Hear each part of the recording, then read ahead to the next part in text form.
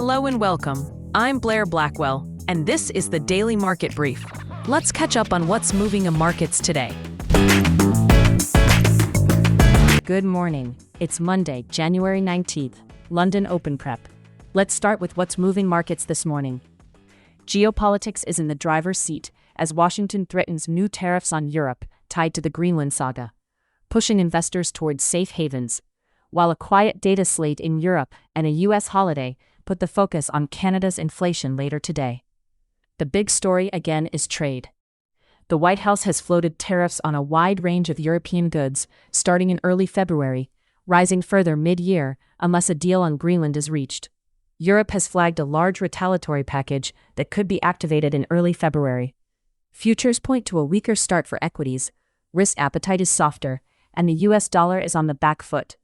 Precious metals are catching a bid, and gold is hovering near record territory. For traders, that matters. Closer to home, the Eurozone's final inflation print is due, but rarely shifts the needle versus the flash estimate. One European central bank voice is on the schedule later. And with U.S. stock and bond markets closed for a holiday, liquidity will be thinner. Attention in the Americas turns to Canada, where inflation, especially the trimmed mean measure, will shape how much tightening the market still dares to price for this year. In Asia, stocks mostly slipped as investors weighed the tariff headlines alongside China's fourth quarter growth and December activity data.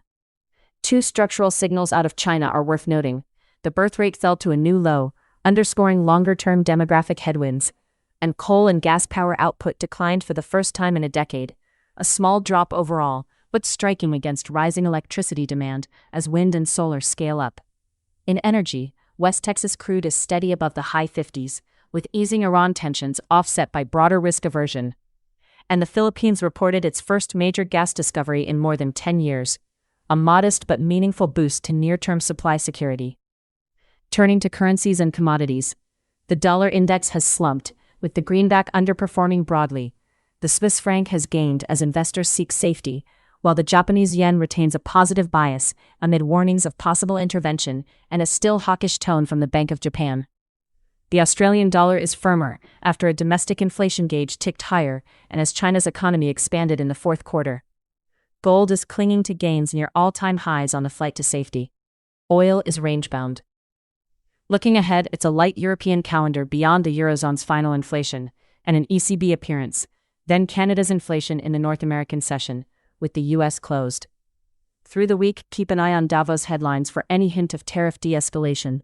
What I'll be watching today: the euro against the U.S. dollar, with a bias to firm if tariff risks keep the dollar under pressure. Dollar-yen, where a stronger yen could keep the pair leaning lower. The Aussie against the U.S. dollar, looking for resilience on firmer inflation signals. Dollar-Swiss, where safe haven flows may keep the dollar soft. Dollar-CAD around the inflation report, which could swing expectations for the Bank of Canada. And gold, to see if safe haven demand sustains momentum. The takeaway: markets are cautious and headline-driven, with geopolitics overshadowing economics. Optimism is there, but it's fragile. That's it for today's edition of the Daily Market Brief. Thanks for listening. I'm Blair Blackwell. This podcast is for informational purposes only and does not constitute financial advice, trading recommendations, or investment guidance.